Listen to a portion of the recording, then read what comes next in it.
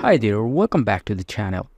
Hope you guys are doing absolutely well. So today's video is going to be a very short video. Today I'll share with you the way you can copy or move your project from one Canva account to another Canva account or in team profile. If you notice, I have joined multiple Canva teams, and here there are a lot of projects I have done so far, and every project is different from each another. Now if you want to move one project to another account or profile, here we can do this. At first, select the project and open it, then go to share and select template link, then create the template link.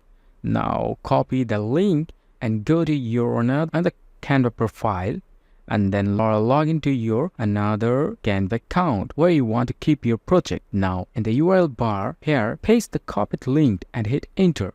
And here you go. See, the project is now in your existing Canva profile. You can now edit it, share or modify anytime. So that's all. Hope you like it. If you found this tutorial helpful, don't forget to like, subscribe and share for more content like this. Thanks for watching.